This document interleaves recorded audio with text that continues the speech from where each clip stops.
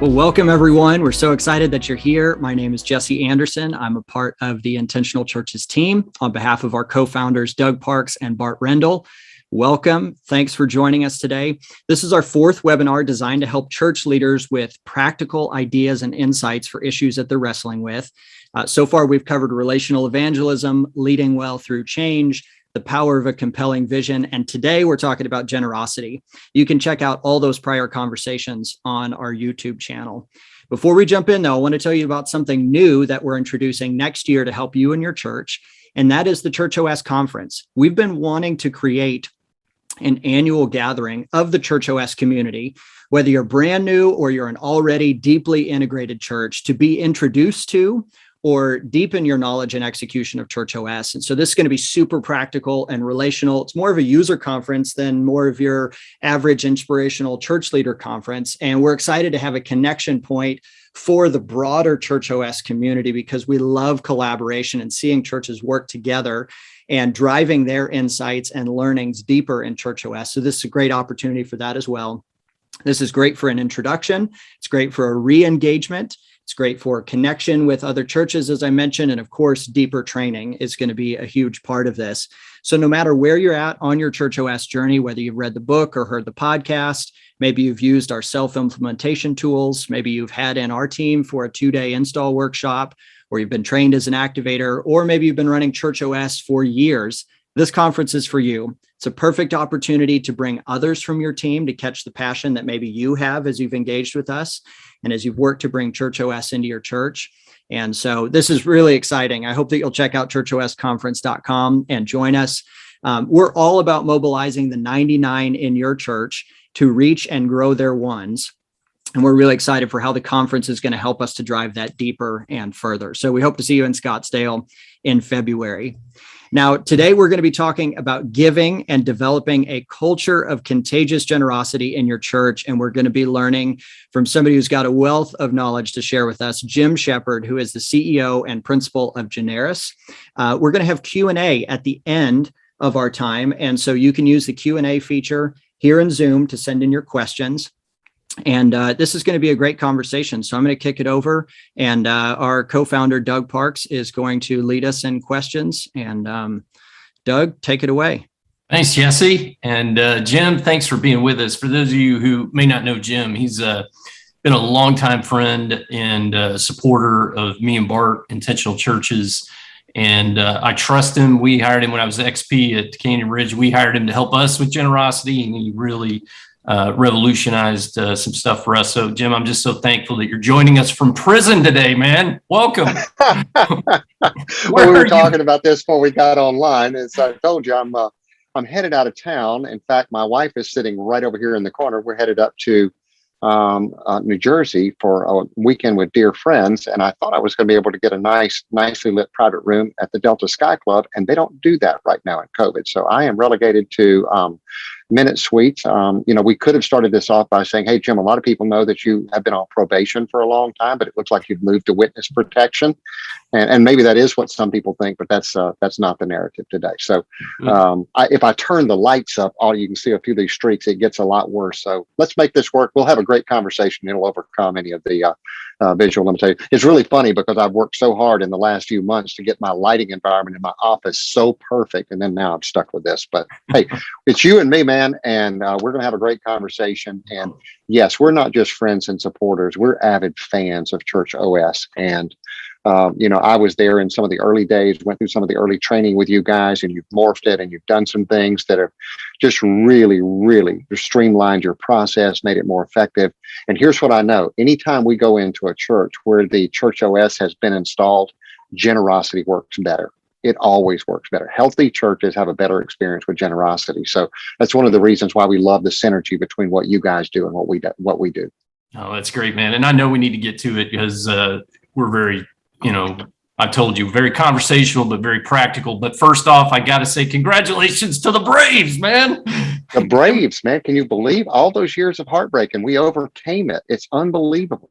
I know. And we were, check this out. We were 52-55 on August 1st, and nobody would have said. So you talk about, we weren't the best team during the season, but we were the hottest team at the end of the season. And we were tough, man. It was fun to watch. I thought of you the other night, man. I was like, I'm celebrating. Hey, you were wondering if my TV was still intact. You were thinking I probably threw something through the TV. Right. Celebrating, right? Yeah, exactly. It's great. It's fun. It's fun. Big parade tomorrow, celebrating all that. It's fun to watch. Oh, good, man. Hey, I want to just start off on the topic of generosity and just get your take, man. You're with tons and tons of churches. Yeah. Kind of what's the state of the union? Let's just start with a broad-based question. What's the state of the union on generosity in the church right now? Yeah, and it's a really good question to ask this week, Doug, because last week we were with our whole team. So I had not just my perspective, but I've heard all of our team kind of talking. And I think we're all seeing mostly the same things. Churches generally have done very well coming through COVID. We would have said, in fact, if you followed us back in April and May of last year, we had all of these content pieces we had developed. The coming disaster, how to avert disaster during COVID, financial disaster, and it didn't take us long to realize those need to go in the shredder, wherever the digital shredder is, and we need to have new stuff, which is really adapting to new realities inside of COVID. So there are new realities, but the dramatic shift downward that many would have thought could happen as a result of COVID really hasn't happened. Now, does that mean that all churches have done well in this? No, it doesn't. But the overwhelming majority have. And I would say this, Doug, if your church didn't do well through COVID, it's probably not COVID that caused that. You were already struggling before COVID, and COVID just unmasked all of these deficiencies and things that were underneath. And so, I know it's convenient enough to blame everything on COVID, but it just accelerated your decline. So struggling churches were going to struggle anyway. And what happened is the churches that are adept at making it through hard times, they figured out how to do it. And obviously the healthy churches, churches that you and I both know, we would kind of put a list together. Some of them not so well known. In fact, a lot of them not so well known, but they're healthy, really healthy, have come through very strong. Now, a couple of things that we are seeing. One of the things that I know among our team last week, we all talked about, and I saw almost every head in the room nod when we talked about this, was we have a large number of churches that they're receiving as much or more than they did in income when COVID hit, but from fewer givers. And that's not surprising, if you stop and think about it. What you and I know, I think I've showed you some of these things over the years about when you do a deep dive into data, if you just filter at the $500 level, you'll strip away more than half of your donors. Of the givers. Now, this doesn't talk about people who don't give, but of the people who give, you'll take away generally about half of them, and you'll only take away like 2% of your giving. So there's a lot of small giving that comprises of various. And what I suspect, Doug, is that a lot of those people have gone away, right? They were not fully engaged and invested in the church. And so when the trouble comes, the tough times come, they drift away, they don't give as much. But your faithful supporters dig in and say, not on my watch. Not my church is not going to pay a penalty on my watch. And my home church has got people like that who just stepped up and said, Pastor, what do you need me to do to make sure that our church comes through on the other side well? And I think that's happened to a lot of churches. I also think, Doug, it's one of the things that we talked about over the years is how our churches, unlike parachurch organizations and ministries and others, are really not as good as they need to be at telling stories. And stories matter because stories tell the impact of what happens when you give here. And so if I go for long periods of time and I don't hear any stories, then it would be easy. And I'm sitting in the third row from the back, figuratively or literally. It would be easy for me to construct a personal narrative of, well, my church is just not getting the job done. And then I get this other stuff from this ministry organization that's in a third world country and they're just crushing it. And I was like, well, they're crushing it and my church is not. You see how that hasn't. But what happened in COVID is we all got really good at telling stories because we were seeing it happen. It wasn't an overt strategy. It was almost subliminal. It kind of bled up through the system. And telling stories in and of itself is like fertilizer on giving. It just fertilizes the ground and giving happens. So I think there's a lot of things, but it's been fun to watch. Now, what that's the good news. What's the bad news? That's not sustainable. And you know that, and I know that. You can't sustain that. So you've got to be thinking about growing longer term. Yeah, we'll definitely dive into that in a few. But I want you to talk a little bit on our when we got on here first. I want you to talk a little bit about, especially going into year-end giving, your opinion on what the mindset should be around generosity at year-end giving for senior pastors, executive pastors, what you're seeing, especially in the, the recovery, the economic recovery, and how you are guiding churches to think about that. I think I'd like for you to share that and really challenge a little mindset shift, because and I would say this, and also probably after that, I want to talk about, we see a ton of churches really concerned about going after those who exited. But I'll come back to that in a minute. Talk about the economy and what you anticipate for this year-end giving, and how a senior leader should be thinking about it right now.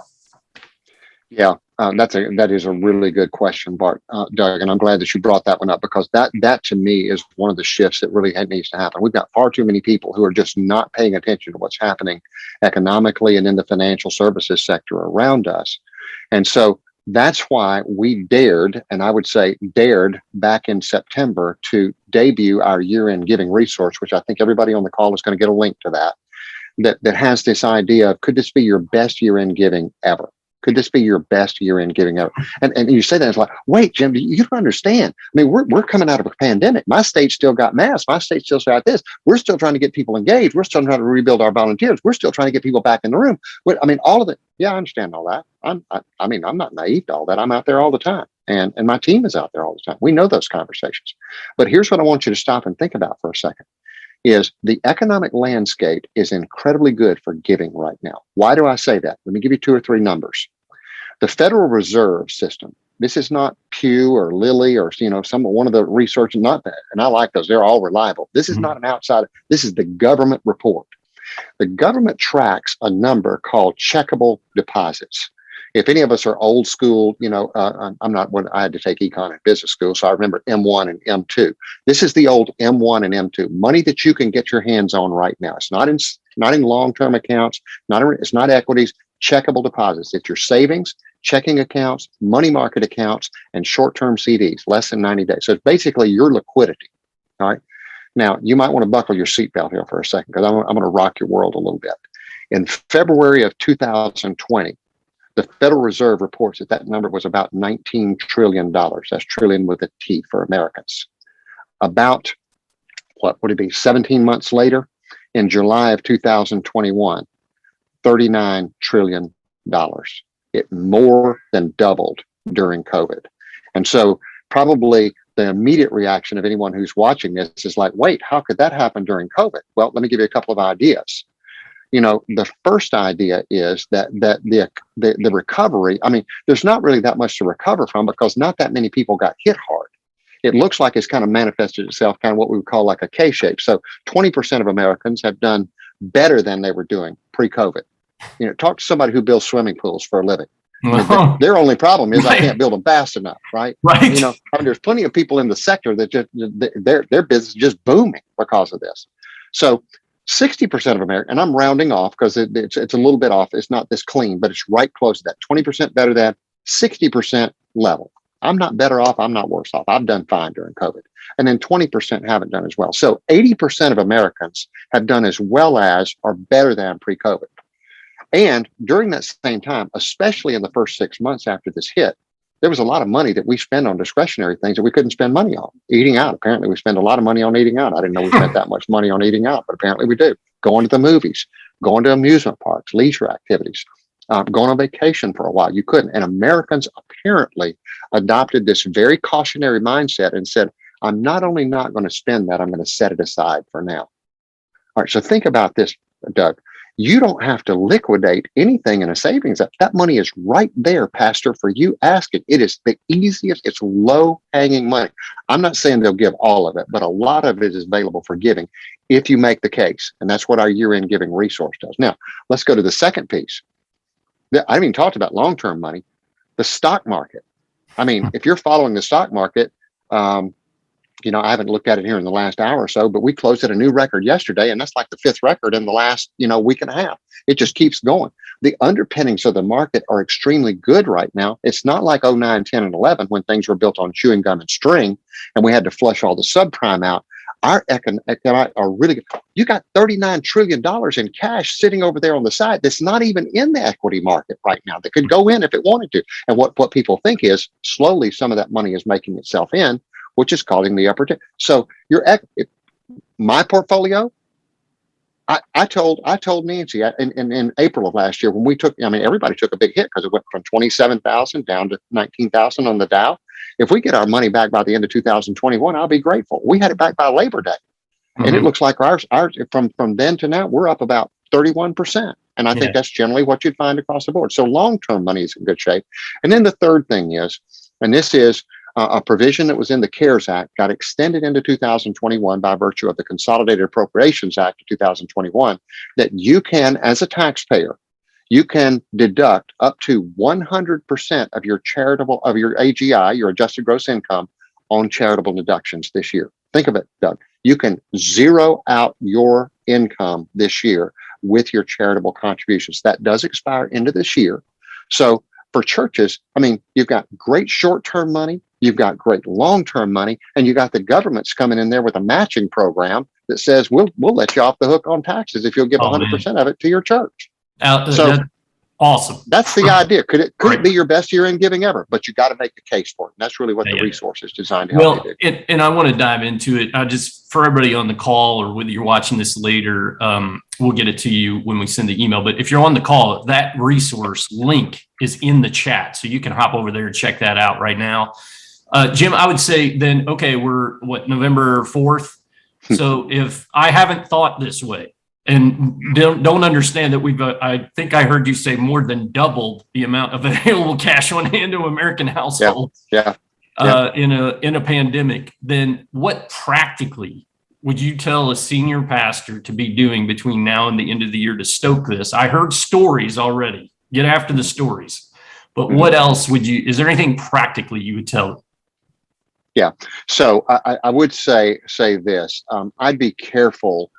Depending on where you are, there's always this tendency for us to look at our budget and say we're way behind and we need to close the gap by the end of the year. It's fine with me if you want to say it that way. I wouldn't say it that way. I would, even if that was where I was trying to get, I would phrase it this way, Doug. We want to keep our foot on the gas. We want to finish 2021 strong so that we can carry that momentum into 2022. Now, each church would decide how to verbalize that, how to message it internally.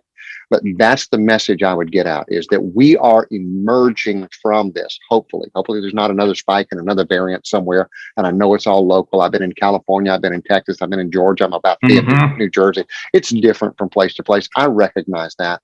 But generally speaking, when you talk to people, there's more optimism that we might be emerging from this, even with, a tailwind of some of that for the next 6 months or so. And now's the time to hit the gas, man. Hit the gas. Whatever it is that you're trying to do, put your foot on the gas, finish 2021 strong, and generate momentum toward 2022. And that's the message that you could use, even if you're trying to just balance your budget, your fiscal and calendar year the same, and you're trying to balance your budget between now and the end of the year. Because if you'll message it right, there's plenty of money out there just for the asking, and it will balance your budget, right? So I wouldn't play the balance the budget card, but I'd play another card that would balance the budget, if that makes sense. Oh yeah, makes perfect sense. And then in that same analogy of the K recovery that some of us have heard in the economy, that 20% who are not better, that have declined or whatever the number ends up being, if I have a large number of those in my church, or I think that's an issue, how would you encourage pastors to be cognizant of that and speaking about that group of people that might be in my church? Yeah. So I think there's a real easy way to do this, Doug, and it might be a little bit controversial, but I think I could ease off of that. First of all, you got to know who the people are whose giving has decreased significantly year over year. That would be, to me, the leading indicator. So if I've got, Jim and Nancy who are sitting there, and let's just say Jim and Nancy were given $1,000 a month a year ago, and all of a sudden Jim and Nancy have given $2,000 year to date, and it's sitting in November. If you haven't reached out to them to find out what's going on in their household, I would do that.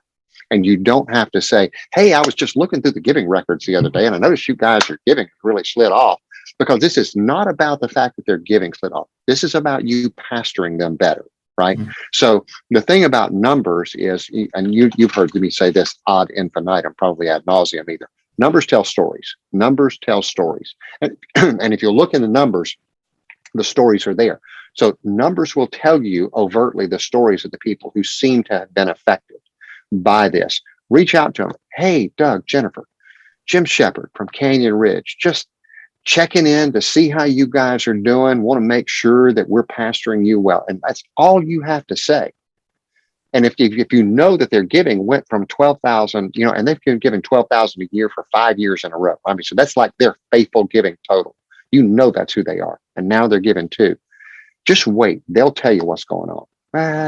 We hadn't been to church, or, Jennifer lost her job and my pay got cut back. And I mean, you'll find the things that are in there just by simply asking that question, but letting that inform you. Now, if you're saying to me, hey, well, Jen, we don't have but a few people in the life of our church who know, okay, we'll get the treasurer to go in there and unearth those names, take all the numbers out and give somebody a list of names and say, these are the people you need to call. Well, you're hitting on, this is a great segue, Jim, because this is something that really affected my thinking years ago that you taught me. And for those of you who are newer to Church OS, or if you've been running it a while, part of our whole proposition with intentional churches is really, as church leaders, trying to get back to the basics and get away from institutional organizational thinking as much, right? And really back into how the generosity, in our analogy, the Great Commission engine, is really a part of the discipling mechanism. It's a tool in our tool belt to help disciple people and help them to become more selfless and more surrendered in how they live. And so you're realizing that the thing you taught me was that changes in giving are always a pastoral conversation. Oh my gosh, you remembered something I said. You hinted at it in the last question I asked, but talk about that first off. If no one's heard you say that before, why do you say at the root level of the individual, giving changes are first a pastoral conversation? Yeah. Well, first of all, I'm impressed that you can quote me verbatim on something I said way back when. So that obviously made an impression. I'm excited about that. But it is the case, Doug, and just think about it. So what we just talked about. So if Jim and Nancy they've decreased their giving, or let's just say they've stopped giving altogether, I can almost assure you there's a pastoral issue underlying that. All right. And so what generally you will find is it's going to fall in the category of one of three kinds of issues. It's what I call, God issues, church issues, or family issues, right? The God issues would be spiritual problems mainly. So, somebody's got, some kind of a spiritual crisis going on. The church issues is usually going to be a relationship thing, that somebody got mad at somebody said, and has it not been easier in the last 18 months? Like, doesn't matter. Just pick a topic. You can get mad about it. It's like what we seem to do well in the church. It's an embarrassment to us, but that's another topic. And we're not going to go down that road today because everybody knows what that road's about. But and then just think in terms of, the family issues. You call and you don't know what's going on. So all of a sudden the numbers have informed you. The numbers are telling you that these people are over here raising their hands and saying something is wrong here. And for you just to sit and ignore that, it's just like, come on, guys, you can do better than this. So it's not about whether they start giving again. It's about the fact that their giving record tells us something about their family that is amiss, and we go over and investigate and find it out. I can almost assure you there are a few people who've left town. Okay. Doug and Jennifer moved to Indianapolis. Of course, I understand why they're not giving to the church anymore. But that's no more than 7 to 10% of your people generally, unless you're in New York or LA or one of the highly mobile cities, where you and I live, it's not going to have that rate. Right. And so it tells you that. Now let's look at the other side. Let's say that Jim and Nancy were giving, $1,000 a month, and all of a sudden they drop a check or make an electronic gift for $25,000, just a one-time gift. That's what we would call an out of character gift pattern, right? An unusual gift pattern. And we always tell our have somebody to flag that. And so there's two things you want to do. First of all, you want to reach out and say, thank you. Come on. There's churches need to be better at gratitude. I won't even go down that one. We got an ebook on that, but need to be better at gratitude. Everybody's good at gratitude except for the church. And we need to do a better job of that. So thank them for that. But there's the other piece is, hey, Doug, Jennifer, I'm just calling to follow up. Financial team let me know that you guys made what we would consider to be an unusual gift for you guys last week. And first of all, I want to thank you for it. But the main reason I called is I'm guessing there's a God story behind that gift. Oh man, you can't believe what happened to us. Because when your giving is $1,000 a month and all of a sudden in August you dropped in $25,000 one time, something happened. Something happened. Go over there and celebrate with them, right? I think at year end, Doug, one of the things I would do, is we're required by the IRS to send the statement of, giving. Make it more vibrant than that, cast vision, help people to understand why they're giving. But somebody needs to go in and look for people who have dramatically increased their giving year over year, and especially thank them for that. Note that.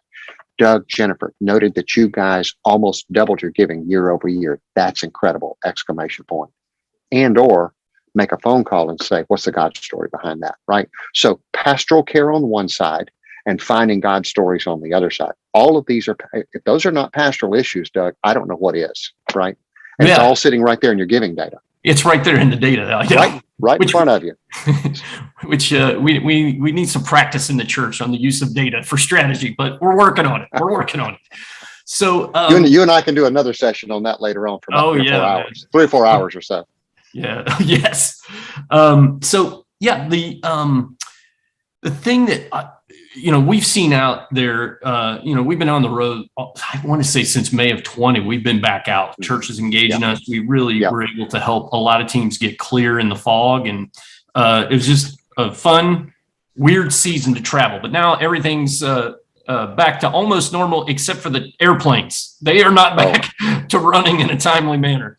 But here's one of the trends we're seeing. Number one, so this kind of be a two-part question. Number one, we saw with all the divisiveness through the summer of 20, the election this year, we saw a tremendous exodus from churches. Long time, like even my home church here, the people who helped start Canyon Ridge exited. Mm-hmm. So I'd like for you to speak to how you would coach a pastor on how to think about that crew, where we sit in November of 2021 now. But the second part we're noticing as a trend is in every church. It doesn't matter, Jim, the size. It could be a church of 100. We're hearing new families everywhere. New families are showing up. We have no idea how they got here. And we've made the argument there's like a spiritual awakening that happened in a lot of people in America during the pandemic. And so I'd like for you to talk about, if you're experiencing that, my recommendation is go look at the new families who have registered in your children's check-in in the last 90 days and treat those people like a church planter would. Go have coffee with them and lunch and like on board. How would you coach a pastor on advancing them in their thinking about generosity and challenging that new group of people showing up to most churches in America? How would you coach them in this year in giving moment? So that was a loaded couple of questions. One side is like, what do you say to those still chasing the people that are gone, which I know we need to grieve. Mm-hmm. But then also here's this new batch of people and new fruit in our many churches that I find church leaders aren't realizing, hey, I should be doing something here. Does that make sense? Yeah, Doug, and I it's troubling to pastors and leaders, and I know it grieves you and it grieves me to watch that. I mean, in my own congregation, I'm an elder in my church. I'm a ruling elder in my church, and I've got a long-term elder in my flock. So I'm a lead elder, so I oversee some elders. And I've got one guy in my flock, he and his wife, they're just, long-term perimeter folks, elders. So that tells you what kind of quality people they are, and they're gone. And, I've tried as much as I can, and others have, to try to say, this is still your home. We haven't changed. We haven't moved. And they're not coming back. And I use that as just an illustration to say, there's a point at which we need to stop chasing people who've already decided to leave. And I know that's hard. That's hard for people who have a pastor's heart. But the stewardship of your time really calls you to do. When you said everything you can say, and I hope I'm not taking this out of context, the Bible would make the case, let your yes be yes and your no be no.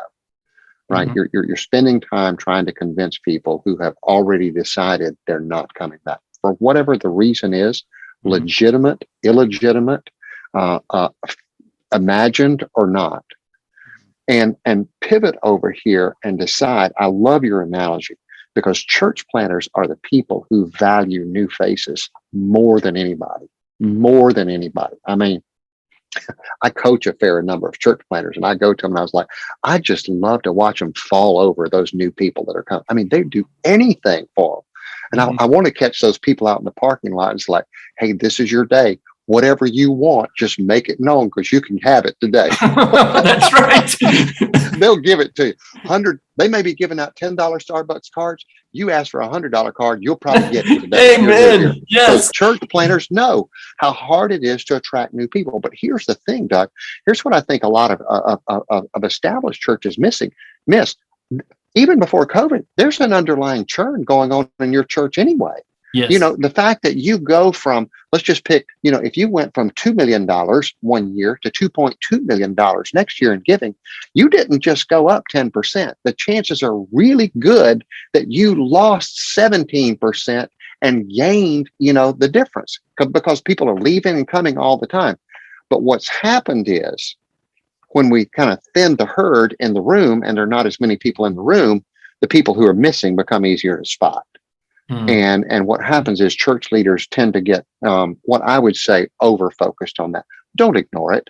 Give it your best effort. But really, after a couple of times, after a couple of conversations, if you're not making progress, you're better off to spend your time something like grieve it, lament it, treasure the great times together, but just know that they're moving on and you need to move on. And move over here and spend your time on the new people. Now, here's where, you know, I want to speak to a broader reset, which I think most people need, and maybe year end is the time you start that, right? And this is probably a conversation. I'm not gonna, you know, everybody has to figure out where they are in this conversation. But this is probably going to irritate some people, and I'm okay with that because this is a needed change. We have got to figure out in America, Doug, that many of us in the church have inadvertently drifted over into, when we're talking about giving, something that looks more like fundraising than what the Bible describes as biblical stewardship.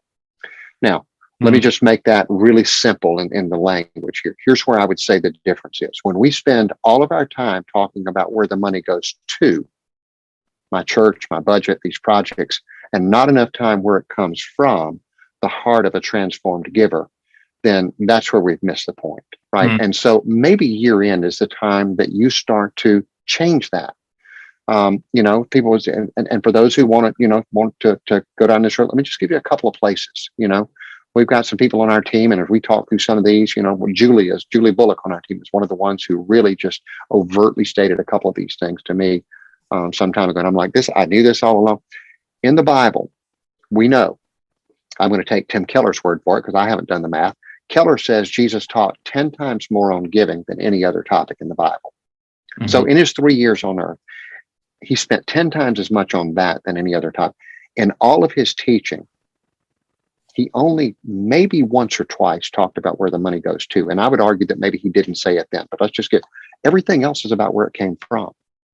Let's go to the Apostle Paul. Let's go to 2 Corinthians 8 and 9, the longest single passage in the New Testament on one topic. And the topic is giving. He speaks about the gifts to the persecuted church in downtown Jerusalem in 2 Corinthians 8, either 2 or 3. And he never says another word about where that money goes to. He spends all of his time talking about where the money comes from. And here's the challenge of the American church. And this is really going to irritate some people, but I'm going to leave this right here because I believe this with all my heart. That most of us, and by the way, I've been here on this. So this is partly confessional. Is most of us spend a lot more time worrying about balancing the budget of our church than we spend being grieved about the spiritual condition of our people as it relates to money and possessions. And until we reverse that, we're really going to have a hard time making what I call long-term progress in the giving landscape in the American church. And so year-end giving 2021 might be a place for you to start that shift. It can be in little places. You know, you don't have to start a sermon series. You don't have to preach the blessed life. You don't have to do a Dave Ramsey series or any of those, but you have this giving moment every single week, 90 seconds to 2 minutes that you can begin to impart small theological lessons about why we give here. And then tell stories, right? So the two pillars, Doug, would be this. There's spiritual transformation over here, and there's vision and impact over here. Transformation is the evidence that discipleship is working. Impact is the evidence that vision is working. You have to have both, because if I get you spiritually developed and you don't have something really good to give to, you'll find something else to give to that's not the church, right? Hmm. And likewise, if I spend all of my time talking to you about vision and impact, which I think really is where we are in the American church and not over here, then I'm missing the power of giving to transform my people. And I believe, Generis believes at the heart of it, our giving is an encounter with God as it relates to money and possessions. It roots out greed and selfishness and all these other things like nothing else can. Yeah, I don't know about you, Doug. I don't have anything in my life that's rooting out greed and selfishness. In fact, I've got a lot of things that are feeding greed and selfishness. Right. A lot of it coming online and in the ads I listen to every day. And so that's what we've got to shift in the American church is stop. We do talk about two. We don't ignore it. I'm a practical man. You know that. I come from a financial background. I do know that we have to talk about budgets and projects, but that's not not the end. The end is to transform our people and then have them respond. And frankly, I believe, again, this is one of those, you're trying to shoot at this target, but you need to be shooting at this target. Because if you shoot at this target, you'll hit this target a lot better. You'll have more money than you'll know what to do with over here if you'll really spend your time over here rather than over here. And 2021 year end might be a great place for you to start that. Oh, Jim, that I don't know if you ticked anyone off or will tick anyone off that sees this, but you are, in my mind, spot on, man. It is what we are trying to get done with the whole Church OS community, right? And that is get back to these fundamentals. And I was guilty of it as an XP, where we did campaigns and initiatives where it was 90% of the discussion about what we were going to do with the money. Yeah. And not very much on how it was creating more and better disciples and how it brings you closer to Christ by being generous. Yeah. So I just think I can't say enough, man. Spot on. And I would say to the crew listening, start there. We had this is funny, Jim. A few weeks ago, we had Judd Wilhite on and Mike Bodine from Central. Oh gosh, talking about vision. And here's Judd, whatever size Central was pre-pandemic, 25,000, whatever, saying we're just getting back to the basics of blocking and tackling. Like I'm in the lobby every week, shaking hands and like problem solving. He said, I'm giving out my personal cell phone number again. And what I just heard you say on generosity, this run pre-pandemic, I do believe you're correct. We lost sight of the blocking and tackling of what generosity does in fulfillment of the Great Commission. Yeah. And I love that you're calling the people leading in churches right now back to this year in. Just go back to that, man. It doesn't have to be, because I think the other leads to transactional thought a lot more. Right. That's right. And then inherent in that is a little bit of consumerism that we're teaching in. So anyway, just love that you went there, man. Okay. Good stuff, brother. Good stuff. Hey, I'm going to switch gears a little bit. This is an interesting, I'm going to throw you a little curveball maybe. One of the things we're noticing is that churches have the largest amount of money sitting on their balance sheets as an organization than maybe they've ever had. Like, are you seeing that too? Is that an anomaly to what we're seeing out there? Like the cash on hand for churches?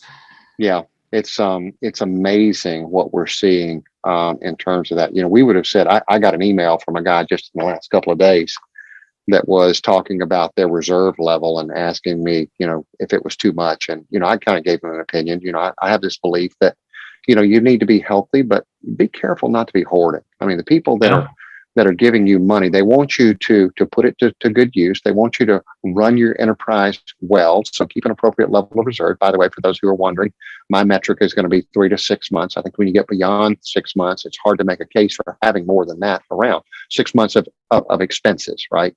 So if your operating expenses are, let's just say your operating expenses were $200,000 a month, then your reserves would be $1.2 million, right? That you've got. And that's your rainy day fund, which frankly, we thought a lot of people were going to need their rainy day funds in COVID and they actually didn't. Yeah. You know, I remember back in the early days, it's like, hey, so we're thinking about drawing down our reserves and this and that. And I was like, well, wait a second. Don't reserves represent a rainy day fund? And this would have been back in April, May, June, you know, when we thought things might get a little worse. Well, yeah. And I said, well, if it ain't raining now, then when do you think? When is it raining, man? This doesn't qualify as raining. I don't know. Right. It almost invokes that scene from Caddyshack. Oh, the heavy stuff's not coming until a little bit later, you know, and it's just drowning in rain. It's like, come on, man, it's raining. So I think you have to be prudent there.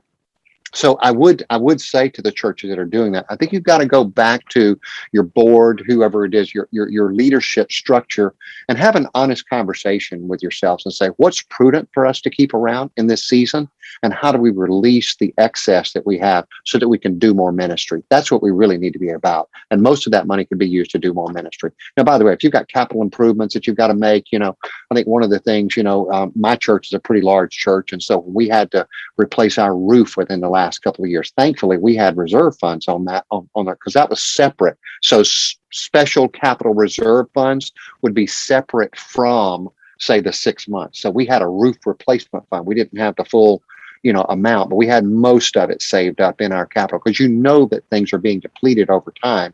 So that's a separate category of reserves. Capital reserves is different than what I call your operating reserve. So it's 3 to 6 months. That's great. Yeah, that's great thinking, and very similar to our churches running Church OS to what you said. So any cool stories you've heard, what people have done with excess cash yet? You heard any fun stories out there? I think one of the things you're seeing a lot of is people are recognizing that, even if they thought their technology was up to date before COVID, that, as they've moved into the digital landscape more and more and more, they've realized that, it's great for what I was doing in the room, but it's not working for what I'm trying to do as I broadcast. And so I see a lot of churches that are using some of their excess money to just really ramp up their technology so they can broadcast better. Not so they can do it better in the room, so they can create a better broadcast environment. Because I think what you also realize, and this is not my area of expertise, Doug, lots of people are better at this. This is a layperson's observation and somebody who is just an observer. But I do think I'm correct mostly on this. Most of our rooms are set up to do what we do inside the room, and to keep just live streaming that over and over and over again and think that is really a substitute for a true online church, it's probably not going to work long term. So we've got to have a broadcast strategy in addition to a live strategy. And I think that's where a lot of them are realizing that could be the place that I use some of these excess funds. But I think I'm also seeing some who have a heart for saying, how can we deploy this money out into the community? How can I go, one of the things that's happened is food pantries have, record demand. Even, a lot of those people do tend to be in the 20%. And most of the food pantries I know, if you did a church drive to bring them the amount of food, they don't even have a place to store it. So the answer is gift cards, right? Mm-hmm. You go to, your local grocery store and you get, gift restricted amounts. So you can't buy, liquor and beer and wine and things that, I'm not taking a position against any of that, but if people are in need, you want to kind of restrict what they're going to use your gift cards for, and you buy those and give. Well, churches are going out and investing in, homeless ministries and food pantries and things like that just send this huge statement to the community. It's like, hey, we've been blessed, so we want to be a blessing back out to our community. So I think those are the two things that I'm seeing most as people are using their excess cash. That's great. And I'm sure we'll see more emerging here as we move on. Hey, there's two more topics I want to make sure we get to here. And one, the first is, what are you seeing on generosity initiatives, which you guys have trained me? I don't say capital campaign anymore. Julie smacked my hand enough that I don't say that. But what's the state of the union on generosity? Are churches doing generosity focuses over a season, or is that picking back up? And what are they doing them for? What are you seeing out there? Yeah, as you might imagine, Doug, most churches kind of shut down efforts once COVID hit last year. We have two seasons, kind of the winter spring season for our giving initiatives, and then, the kind of the late summer into fall season. So the winter spring season was already up and running, and most of our clients finished that out. And, even if they had to do a digital commitment Sunday, that's something I know how to do now. I didn't know how to do that 2 years ago, digital commitment Sunday, all church, among other things, but they finished that out. So what happened was, the second half of the year is really where people just kind of, hey, unless you just had an urgent need, you had to do something, you probably put that on pause. But as we've gotten into 2021, I would say over 75% of those have restarted. And then we have all the new ones that have started. Second half of this year is going to be pretty strong for us. Our churches are not only having giving initiatives, they're doing very well in their giving initiatives because the giving landscape is good right now. Mm-hmm. Now, a lot of, by the way, of that 75% or so that have come back to us, a lot of them went back to the drawing board and revised what they were going to fund. Mm-hmm. So if you were going to redo your auditorium, I bet you're going to redo that auditorium differently. If you were going to build. I have a client who is starting all over. They were in a denominational situation, left the denomination, lost their property. They're starting all over. It's all healthy. Everybody's good. But they were ready to start permitting in March of last year. And I told the pastor, I said, the greatest gift you ever got given was COVID, because now you get to pause. You have a reason to pause. You can go back to your architect and you're going to draw a better building for the kind of ministry you're going to have coming out of COVID, right? So they're going to spend about the same amount of money, but it's a different building that they're raising money for now than the one that they would have had last year. And we're seeing that a lot. We're seeing that. Oh, wow, man. I wouldn't have guessed that, man. They start to crank back up. You said something in there that I don't know what it is. Digital, what'd you say? We figured out how to do digital engagement? Digital Commitment Sunday. Yeah. What does that mean? So you know what a Commitment Sunday is. It's the crescendo of a capital campaign. And we do that in person, and we, have a great service and a great message and all this great stuff in person. And then at the end, generally, we like for people to come down front and make their commitments, pray, maybe take communion, whatever they do there. That's the crescendo of a giving initiative pretty much across the board. And once COVID sets in and you don't have people in the room, you've got to figure out how, you've got this campaign momentum that you've built up to a Commitment Sunday that's the third Sunday in April 2020. You're not going to shut that down. You've got too much on the table. So you've got to figure out how to do this without having people in the room. And I did not know how to do that 2 years ago, but now I know how to do those. Well, give us the flyover. How do you do that? Well, what you do is in your online audience, you create all the elements and you do them together, but you do them electronically, right? So my card, and by the way, we had some of our clients who would do it. I had one client, they said, Jim, we just want our people to have their cards. So, we just held cards up and we just panned the screen, and kind of showed to people here and there who would have their cards out. But the bigger thing is doing the digital commitments online. I had a client that did a counter that just kept counting the cards that they were coming in. So as you filled out a card, there were counters there. And so it's not the same as being there in person, but as you were adapting and you already had the enthusiasm built up for your campaign, it was a great way to wrap it up at the end. I don't think we want to go to that as a default method, but we know how to do it as when we have to. Yeah, COVID was a blessing in a number of ways in church leadership. And we're going to put blessing in air quotes because hard to say out loud. Exactly, air quotes. No, that's good. So one of the last things I wanted to hit on was I was with Brad Leeper, your friend and partner in Generis, a few weeks ago up in Wisconsin. We were speaking at a conference there, and he did a little download on crypto, which I'm like, I feel like an idiot, but I haven't even been thinking about crypto. So take us down your thinking on crypto, maybe even a little bit going into this year end that you could see application even now in crypto. Yeah. So we talked about that at our all team meeting last week. And here's an interesting statistic, Doug, where we're seeing the giving from cryptocurrency starting to emerge under 30 and over 55. Under 30 and over 55. Very distinct. All right. I saw you tilt your head, but you're not going to tilt your head when I tell you. It's people without children. Okay. Without children at home. And in the case of the 55s, they probably have children. They just don't have them at home. So before you're 30, and I know there's plenty of people who have kids before 30, but generally speaking, that's not, and so they're just feeling freer to invest in and have cryptocurrency, and then they give out of it. And then you get to over 55. And there are lots of people, in that category who just say, well, maybe that's a good investment for me. And so you need, as a church, you need to really recognize this as a way for people to give to your church. And you need to be prepared for it. Now, here's what I want to do. I want to demystify cryptocurrency in the few minutes we have here, because it doesn't have to be complicated. Church leaders, you do not have to understand how cryptocurrency works to accept it as part of a gift. Just stress that. You can go into that mud hole called cryptocurrency, go online. You can spend days down in that rabbit hole, and you may or may not figure it out. I was looking for cryptocurrency for dummies early on. There's no cryptocurrency for dummies because you just got to get in there and understand it. So don't worry about trying to understand it. Your people who are investing in it do understand it. And they know that it could represent an advantage to them when they give because of the appreciated gains that get wiped off the books when they give it to you. So be prepared to accept it.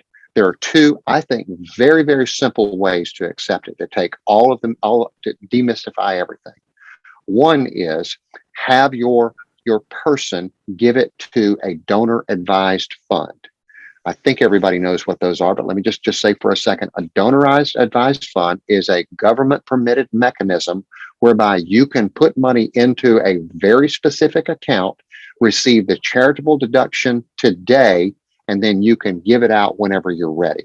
So the donor advised fund, Fidelity, the big financial house, virtually all the mutual funds companies, virtually all the brokerage houses, all the big ones, Merrill Lynch, all of them have a donor advised fund feature. So you give the currency to your donor advised fund, they liquidate it, and then you advise them to give it to your church. That way, you're not sitting there trying to having to understand how to liquidate cryptocurrency. Otherwise, you're trying to buy a seed and do this and set up an account and all the fees and all, when maybe you're just getting one or two gifts. Now, by the way, if you're a larger church and you start to receive these gifts on a repetitive basis, you are going to want to go to one of the direct receipt mechanisms. But if you're getting one or two a year, you don't need to do that. So donor advised fund, very simple way to do it. Second, PayPal. PayPal. Just do it through PayPal. Now, there will be a fee through PayPal, but PayPal administers all of the liquidation of the cryptocurrency into United States cash, monetary, and then you can give that to your church or ministry organization. I think that's the best way to do it. And there's lots of other discussion points around that, but I think the main idea is let's demystify it. Donor advised fund or PayPal. Well, you know what? I just appreciate how you simplified that for a pastor. Like you could execute on that before you're in. Like set up the Fidelity and the PayPal piece. Yeah, and by the way, back to the whole thing of, if you followed cryptocurrency took a hit there for a while, and cryptocurrency is on the rise right now. So there could be a really good case for people to say, man, my cryptocurrency, my Bitcoin is bounced up. I didn't check it today, but it's down to 32,000. It's down to in the mid 60s. I mean, that's a big bounce in a short period of time. If you're holding, a handful of those, maybe you're thinking, man, I need to get that off my books before year end, and I'd love to get that to my church. So be prepared to receive it. Donor advised fund or PayPal. Two easiest ways to do it. That's great. Here in Vegas, it's even at gas stations. There's a little kiosk set up. It's I know. Isn't that crazy? Yeah. Hey, I know I need to hand back to Jesse. One last thing, because above all generosity and all this, what I've come to appreciate the most about you is your love for the local church and the pastorate. And so any words of encouragement, the pastor's been pretty beat up over this little run. And so any last word of encouragement you would give to pastors? Yeah, well, I was, most people probably have figured this out, but I'm old enough to have watched Muhammad Ali box live. I don't have to watch the replays. I do watch them every now and then. He was the greatest of all time. He was amazing what he did as an athlete and everything. And here's what I know. Here's what I want to tie this into. Boxing with Muhammad Ali has been what it's like to be a pastor over the last 18 to 20 months. Because if you went to the left, Muhammad Ali had a punch and he was going to punch you. And if you went to the right, went to the right, he had some, and if you just stayed right where you were, he was going to punch you right where you were. And as a pastor, that's exactly what's happened to you over the last 18 months. It almost doesn't matter what position you've taken. Somebody in your church has decided to punch at you. And the disappointing thing, Doug, that I think the most is for me, and as I sit with senior leaders, is the number of people that we thought were more spiritually mature than that. That they were not the people. That's where I see the disappointment factor weighs in the heaviest. Is the hardest blows have been from people that were like, wait, that guy's been here for like day one. He's been one of our most fervent supporters. She's led our women's ministry. I mean, things like that you're hearing. And what I'd say to pastors is, just as sometimes our people have put you on a pedestal, I think we've put some of our people on a pedestal. And we shouldn't have done that. We are all sinful, fallible, failed, fallen people. This can happen. It's disappointing. And when you have a shepherd's heart, it really just bruises you in a way that almost nothing else does. And what I would say is to pastors, maybe, just maybe, there's some idols in your life that God is getting rid of, and you'll be healthier coming out of this if you can get past that and see toward the future rather than living in what you've been through over the last 18 to 20 months. And I'm not disavowing pain and heartache and the difficulties of that, but I think we've got to get to the point, Doug, where we're just saying, okay, I got to move on, and I've got to glean the learning. It's never failure if we can learn something from it. and if we can grow through it. And I think for most of us, what we wanted God to do is to allow us to grow in this season in the way that he would have us to grow. I sanded off some of my rough edges, man, and I've got more than a few. I mean, the list is long, but it's eased me up a little bit. I can tell you that. Such a good word. But it's hard, brother. It's hard. I appreciate having the opportunity to say a word about that. Such a good word. I keep saying, man, you're the pastors, you're the last hope bringers our society has almost. You're a hope bringer. Like get back to it, man. Yeah, all right, Jesse, I'll hand it back to you. There are plenty of Barnabases out there. For every one person who's punching you, I'll guarantee you there's 3 or 4 people that are ready to encourage you. Go find those people. Yes. That's so good. That's a great word, man. It's so much stuff here, Jim, that you've shared today. It's just been power packed, but a couple of questions just to kind of expand our time just a little bit. First of all, early on, you talked about telling stories and how important it is for generosity. I'm curious if you would just kind of very practically talk about some best practices for telling stories, what you have learned and things that may not be common knowledge to churches. I think the one thing, Jesse, I hear a lot is the church will say, well, gosh, we would tell more stories if we could find them. That's right. And, if there's a bubble above my head in the room, Doug knows that I'm a fairly blunt person. So I have to filter a lot with what I might say as to what I, wouldn't say. So the bubble above my head would be to say, oh man, come on, you're kidding. You can't find stories. And so the limitation is that we really haven't valued storytelling at the core leadership level, right? And until you value it at the core leadership level, you're never going to, what I would call, really deputize your people to go out and find that. So I might start with something just as simple as this, Jesse. Start telling stories of impact in your staff meetings, either in your executive leadership meetings. I think everybody has kind of a core team, whether it's a small church or you've got a core team, and then you've got your full leadership team.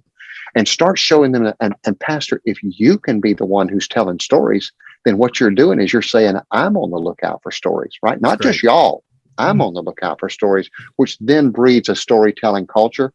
And you'll have people out with their little private eyeglasses. They'll be looking all over because you've created that. I think that's the most practical thing you can do to get that started. That's so good. That's super, super helpful. Looking a little bit big picture past 2021 into 2022, what are just a couple of things that church leaders need to be watching moving forward? Either things that are kind of bridges out, which is like, hey, let's keep an eye on this, especially where things are moving, or just other opportunities. You've described so much of what's here for 2021. Anything that you're seeing that church leaders should be watching moving forward?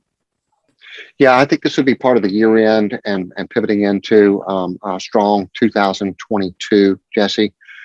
It would be my natural bent as a leader to do this anyway, but I would, as a pastor, I'd be casting vision toward the biggest outcome you can think of right now. I'm a financial guy by training and background, so this is maybe sound counterintuitive coming from me, but I just get weary of churches that are limiting what they're going to do next year by the percentage of income that they think they can increase. And that's really, I think that's got it backwards. We're sort of anticipating what people will do, and then we're thinking what we would do with that. What if we reverse that out and we threw something out there so big? Now, I'm not talking about being foolish and so crazy. You don't throw out a $10 million vision to a church that's taking in $1 million a year. So I'm filter this with some prudence. But what if I thought to myself, hey, friends, you know what? I just have a sense that the Lord is calling us to do so much more than we might do incrementally. What if we, rather than us growing our income by 10% next year, what if we could grow by 30% next year? And let me show you what could happen with that, because that's what happens is, and this is, again, this whole idea of we spent too much time on talking where the money goes to and not where it goes from, is that our limitation becomes, as long as my church is doing enough money with the money I'm giving to it, then they don't need any more. And every pastor I know, Doug, you know this for sure, every pastor I know, if they could dream, they could double they've got enough vision to double their income if you could just give it to them tomorrow. And what's happened is the people are sitting waiting on that. Meanwhile, the church is saying, well, our people will only give 10 or 12% more next year, so that's all the ministry we're going to do. Stop it. Don't let that be your limitation. Put an idea big enough, a God-sized idea on the table that it's so big that it's doomed to failure unless God's in the midst of it, and see if your people will rise to that. I mean, that's where I would be thinking is, let's get out of COVID. Let's not just get out. Let's hit the gas hard and cast vision toward the biggest outcome. And those will be different based on your circumstances, right? If you're in a smaller church, your outcome might be a really big outcome for you, but not so much for somebody else. So it's all going to be relative to who you are and in your context. But think in terms of that, and not just limit yourself to some, arithmetic increase in your budget. That's great. So good. Go set the woods on fire is what I would say. Yeah, no, that's great. I love it. Last question for you, just driving to action. For those who are watching today, either right now on this webinar or who are watching this after, it's November 4th. The end of the year is just around the corner. What's very actionable steps that they can do? And is it simply go to this resource that we're sharing through Generis, and that'll kind of walk you through how can they capitalize on the opportunity that's in front of them? What's the most actionable thing they can do to take everything they've heard here and go, okay, there's a window of opportunity. Let's do this. Yeah. My guess is, Jesse, and I hear this a lot, is planning for the Christmas services this year is consuming a lot of ministry steps. And I get that. We had a convoluted, year Christmas of last year, and lots of churches are thinking that they're going to have, some semblance of a more normal, if it's not 100%, but something live and in person, even if they have to stage that. I'm hearing a lot of churches that are saying they're just going to be over 3 or 4 days because they've got limits of how many people they can bring in the building or what. But this year looks to be more of what we might be accustomed to than what last year was. And they're planning for that. So they've come to this point. It's like, oh my gosh, I haven't even thought about year-end giving. It's not too late, but you do need to jump on it right now, because what you're going to want to do is to get this in front of your people. So they're thinking and planning and kind of measuring, how much could I do, between now and year end. Go to the resource. There's some communication pieces that we would have said to do before now. Just omit those. Fast forward to today and pick it up and say, what can I execute from now to the end of the year? Make your case, cast vision toward, we want to finish 2021 strong and move into 2022 with big momentum. And here's what we need to do between now and year end. And then there's plenty of ideas in there that could help you. I don't know which one would be the best for anybody, but there's so many good ones in there. But start now. That would be my thing. It's Thursday, November 4th. Not later than, say, next Monday or Tuesday. Convene a meeting, get an hour, get everybody in the room, and start thinking, how do we activate this now so we don't pay a price between now and the end of the year? Awesome. Because I do think there's a lot out there for the asking. Yeah, absolutely. Doug, any closing thoughts from you? No, man, it's been awesome, Jim. It has been awesome. Just wait till I get out of this witness protection program. Imagine how good I'll be once I get out of this. That's exactly right. Well, Jim, thanks so much for being with us today and for sharing this. Jesse, it's been super helpful. And I trust that it's for everyone who's watching live or watching this back, that this is going to be just incredibly insightful. So to those of you who are watching, thank you for taking the time for this. If this is helpful, you can always share it with other people, which would be hugely helpful. And if you jumped on a little bit late, I want to let you know 2 things. First of all, I just did a little screen share of the resource from Generis, but we're going to send that link out. And we'll also, if you're on YouTube, we'll just include it in the description below. And so you can see it there. So that's a huge resource that you can take advantage of. But if you came on late and you didn't hear us talking about something else that we're doing for intentional churches that'll help you just kind of in overall, not just generosity, I just want to highlight that again. And that is our first ever Church OS conference that's happening on February 1st and 2nd in Scottsdale, Arizona. This is going to be a really cool gathering of the whole Church OS community. And it's going to be an opportunity for very, very practical training, whether you're brand new to Church OS or deeply integrated, and going to be a great spot as well to just connect with those who are in the community. So you can find out more at churchosconference.com. We would love to see you there.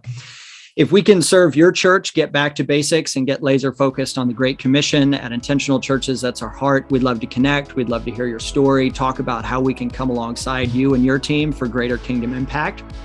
You can stay connected to us via our blog or YouTube channel or any of our social channels as well.